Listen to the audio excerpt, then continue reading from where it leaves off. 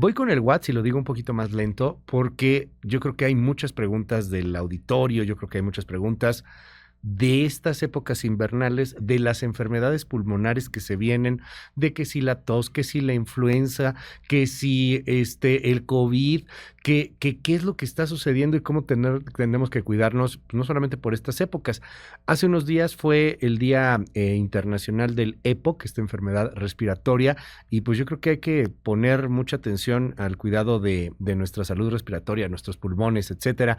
Le repito, nuestro teléfono 5571-131337, 5571-131337. Escríbanos y bueno, pues vamos a platicar sobre el tema y le aprecio mucho a la doctora Leynet Amaya Bermúdez que esté con nosotros. Doctora, un honor tenerte. ¿Cómo estás? Bien, gracias. Muchas gracias por la invitación. Neumóloga del Centro Médico ABC. Gracias, muchísimas gracias, doctora. Gracias a ti. Oye, déjame primero preguntarte, ¿es cierto que en estas épocas de fríos nos enfermamos más de los pulmones o respiratorios? Sí, porque el frío debilita el sistema inmune. Entonces, hay más tendencia que las personas que tienen este sistema inmune débil o que estén cerca de contacto con personas infectadas por la hipotermia que se produce cuando nos exponemos a las bajas temperaturas, se enferme mucho más. Ok, ¿qué hay que hacer? ¿Hay recomendaciones para claro. estas épocas? Sí, abrigarse bien, es la principal recomendación. Abrigarse bien cuello, pies, manos, que son las partes donde más te expones a las bajas temperaturas o por donde te entra el frío, como decimos coloquialmente. También podemos tener, cuando empiezan los síntomas a tiempo, buscar ayuda médica para que no te puedas complicar. Tratar de, sobre todo eso, ¿no? Lo más importante en realidad es abrigarte. No es ponerte a lugares masivos de personas. Por ejemplo, si vas a un cine y ves que hay una persona enferma, bueno, si tú tienes factores de riesgo para enfermarte más fácilmente, la verdad es que no deberías ni estar ahí en lugares de masivos, ¿no? Dormir bien, porque dormir bien, si no duermes bien tus horas en la noche, tienes mayor riesgo de enfermarte porque tu sistema inmune se debilita al dormir mal. Hidratarte mucho, tomar muchos líquidos. Es también importante para prevenir este tipo de infecciones respiratorias. Este asunto de la famosa vitamina C y que tómate una antes de dormir y ya con eso ya nos protegemos, échate más naranjitas, ¿qué tan cierto es? Pues la vitamina C sí tiene este tipo de mecanismos que pueden ayudar, es un antioxidante. Ayuda, pero también es recomendable que si tienes una alimentación sana a base de vegetales, verduras, jugos, frutas, pues ahí también tiene gran cantidad de vitamina C. Claro. Pero yo diría, si te la puedes tomar, tómatela, nada está de más, ¿no? Y bueno, entender que todo es enmarcado en cuidarnos, porque pues hay gente muy gandalla que dice, pues ya me tomé la naranjita con el mezcal, ¿verdad? Pero ya me tomé la naranjita, o sea, ya ahí está, ya me protegí y no necesariamente. Ahora, ¿cómo diferenciar entre me está dando una gripita o a lo mejor tengo influenza o el COVID, porque ya se nos olvidó COVID, pero ahí sigue. Hablábamos más temprano de esta alerta que lanzó la Organización Mundial de la Salud, pues por temas que están pasando con esta neumonía, le llaman en China, ¿no? En el norte de China, con algunos niños y algunas hospitalizaciones ahí que se están pasando. ¿Cómo vamos diferenciando entre una y otra y otra? ¿Dónde o cómo se hacen pruebas? Hablando de la clínica, que es un factor muy importante, todos estos virus, todo lo que sea viral, generalmente empieza con cuadro de moco nasal, estornudos, mal estado general y sensación en el cuerpo de fatiga, de cansancio, ¿no?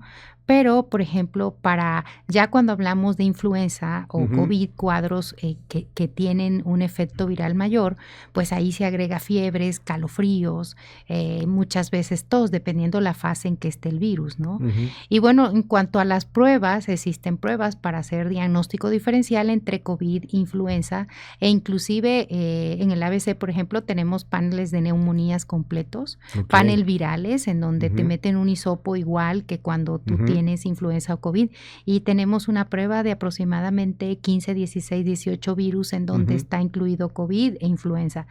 También las hay separadas, ¿no? Para la población general que pues sí, porque sí tienen un costo un poco alto, se pueden hacer ese tipo de pruebas si en realidad quieres saber qué virus te afecta, ¿no?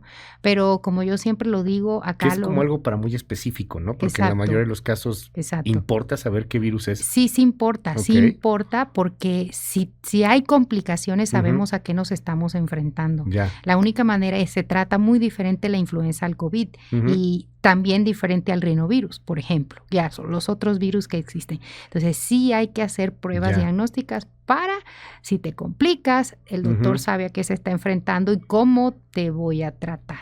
¿El virus va muriendo o lo matas con un medicamento como la bacteria? No lo matas. El virus entra, deteriora el sistema inmune, baja los linfocitos que son sus células de defensa para que no te puedas defender y a los 3-5 días se va. ¿No? En el caso de la influenza sí es efectivo, hay una relación directa. Un paciente que tenga síntomas de influenza le das el tratamiento adecuado y enseguida te responde, se te quita la fiebre. Ahí sí vemos una relación causa-efecto, es muy notorio, la mejoría es inmediata. Se te quita todo, porque yo he tenido la desgracia de que me dio influenza 2 veces en 2 años consecutivos en estas épocas. Te dolía bañarte. A mí me dolía bañarme. O sea, era horrible y la fiebre, etcétera, y en cuanto te metías el medicamento, te curabas. Ese es el tratamiento que ha demostrado una efectividad y una relación. Pero si no te haces pruebas, no puedes saber si tienes influenza y dices que es una gripita, porque al comienzo de los estadios de la fase inicial no hay fiebre. Oye, dime algo, doctora. ¿Cuántas veces tienes que tomar vacunas? Porque hay vacuna contra la influenza, entiendo que es cada año, y mucha gente tiene la duda, ¿y COVID? Bueno, ahorita ya la FDA y todo lo de la CDC en Estados Unidos ya quedó que solamente va a haber una vacuna al año. Igual que influenza, o sea, ya los que se vacunaron solamente deben hacer eso y la verdad es que está bien establecido, ya se está quedando prácticamente como algo más estacional, se ha ido orillando a eso. Sí hay casos, pero no con la gravedad y la magnitud que lo hubieron el año pasado y en este momento la mayoría de los pacientes que tenemos en el hospital pues son más que todo influenza, entonces ya vemos como que ya vamos como pasando un poquito lo que vivimos, ¿no? Sin embargo, no hay que descuidarse porque lo que estamos viendo es que los pacientes más afectados con COVID son los que tienen enfermedades asociadas, ya sea pulmonares o sistémicas. ¿Cuántas veces hay que vacunarse contra COVID? Aquí hay personas que nos preguntan, repito el número 5571-131337, 5571-131337, mándenos WhatsApps. ¿Cuántas veces hay que vacunarse contra COVID? En este momento, lo que nos dicen las directivas de salud es que debe ser una vez al año. Actualmente. Con el último refuerzo que salió, que fue hace más o menos 2 meses, es una vez al año. Y se recomienda, pues más que todo en pacientes que tienen factores de riesgo para vacunarse. Por ejemplo, pacientes con enfermedad como cáncer, enfermedades pulmonares, pacientes enfermedades debilitantes, personas que están en alto riesgo de tener COVID, son las que son prioridad. Sin embargo, todo aquel que se quiera vacunar bien pueda, y es un beneficio, ¿no? Porque vamos fortaleciendo al sistema inmune para que se defienda de este tipo de enfermedades. Doctora, nos preguntan aquí también que hablamos un poco sobre el EPOC, pero ¿qué es el EPOC? Empezando por ahí. Bueno, el EPOC es una enfermedad pulmonar crónica, obstructiva porque causa obstrucción bronquial y que se presenta más o la causa más común es por cigarrillo, tabaquismo, es la causa principal. Hay otra causa, pero en realidad es la que menos vemos, que es una deficiencia de una enzima, pero no es lo habitual. O sea, digamos que casi todos los pacientes que tienen EPOC fumaron. Sí, la mayoría sí. En un 87% de las personas tienen EPOC. Ya sea EPOC puede ser tipo bronquitis o tipo enfisema, cualquiera de los dos. Y los dos dan manifestaciones pulmonares diferentes. Entonces hay que ver cuál está afectando a cada paciente, ¿no? Ahora, ¿cómo se trata? Se trata, pues, lo principal es reconocer qué variante tienes. determinar los síntomas Okay. y posteriormente hacer un tratamiento de acuerdo a la clínica que presenta el paciente. Pero tenemos muchos medicamentos broncodilatadores, hay otro tratamiento a base de esteroides, hay otro tratamiento, por ejemplo, de medicamentos que relajan el músculo liso y por lo tanto generan menos broncodilatación, porque acá el problema que tenemos es que hay una obstrucción bronquial, o sea, respiran los pacientes normalmente, pero no pueden sacar el aire. Entonces, mucho de ese aire se queda atrapado porque hay obstrucción del bronquio, que es el principal problema que tenemos en el cuadro del paciente bronquítico. Y en el cuadro, por ejemplo, el paciente que tiene enfisema, que es cuando se forma un daño mayor, que hasta la clínica ves al paciente y el fenotipo es diferente al bronquítico, pues acá también la gran mayoría cuando tiene una época avanzada terminan usando oxígeno. Ese es otro de los tratamientos. No se cura, ¿verdad? No se cura, pero es controlable. Sin embargo, si la persona deja de fumar, se frena el daño acelerado que tiene el pulmón. Porque después de los 30 años nos vamos deteriorando la función pulmonar. Eso es fisiológicamente está descrito. Eso es inevitable. Pero si fumas, le estás echando más leña al fuego. Pero si dejas de fumar, no se revierte el proceso del daño, pero ya no avanza. Que ese es el objetivo. Por eso cuando damos el consejo de no deberías fumar, es para evitar que sigas empeorando. ¿Qué pasa con los vapes? Con los vapeos.